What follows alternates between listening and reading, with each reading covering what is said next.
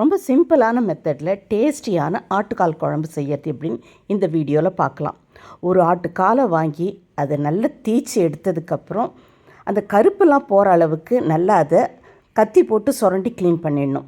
சுடுதண்ணியில் ஒரு 1/4 மணி நேரம் அதை ஊற வச்சதுக்கப்புறம் ப்ரெஷர் குக் பண்ணிடலாம். 1 லிட்டர் தண்ணியில் 1 ஸ்பூன் மஞ்சப்பொடி, கொஞ்சமாக கல்லுப்பு சேர்த்து 6லேருந்து 8 விசில் கொடுத்து இந்த கறியை வேக வச்சு எடுத்துக்க போகிறோம். ஒரு பேனில் 3லேருந்து 4 ஸ்பூன் அளவுக்கு நல்லெண்ணெய் ஊற்றிடலாம். எண்ணெய் காஞ்சதுக்கப்புறம் சோம்பு, பட்டை, கிராம்பு கூடவே 2 பச்சை மிளகா காரத்துக்கு சேர்த்து நல்லா வதக்கிடலாம். இதுக்கு பெரிய வெங்காயம் நல்லா க்யூப்ஸாக கட் பண்ணிக்கணும். 5 பெரிய வெங்காயத்தை பெரிய பெரிய பீசஸாக கட் பண்ணி இதில் சேர்த்துட்டு இதுக்கு தேவையான அளவுக்கு உப்பு, காரத்துக்கு மிளகாத்தூள், மஞ்சப்பொடி இது எல்லாத்தையும் சேர்த்து பச்சை வாசனை போகிற அளவுக்கு நல்லா வதக்கிட்டே இருக்கணும். இந்த கிரேவிக்கு கொஞ்சம் கூடுதலாகவே இஞ்சி பூண்டு சேர்க்கணும்.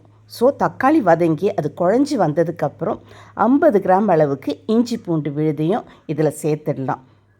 இந்த ஆட்டுக்கால் பாயான்றது ரொம்ப டேஸ்ட் நல்லாயிருக்கும். அதே நேரத்தில் மாதத்தில் ஒரு நாள் இது செஞ்சு சாப்பிட்டோன்னா உடம்புக்கு ரொம்ப நல்லது.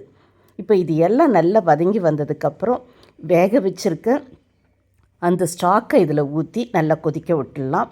அது நல்லா கொதி வந்ததுக்கப்புறம் இந்த ஆட்டுக்கால் துண்டுகளையும் இதில் சேர்த்து இப்போ நல்லா கொதிக்க வைக்கணும். குழம்பு நல்லா கொதித்து கெட்டியாகிறதுக்கு ஒரு 40 நிமிஷம் ஆகும். ஃபைனலாக 2 டீஸ்பூன் அளவுக்கு பெப்பர் பொடியும் தூவிட்டு நல்லா சூடான சாதத்தில் சுட சுட இந்த ஆட்டுக்கால் குழம்பு ஊற்றி சாப்பிட்டோன்னா அவ்வளோ டேஸ்ட் நல்லாயிருக்கும்.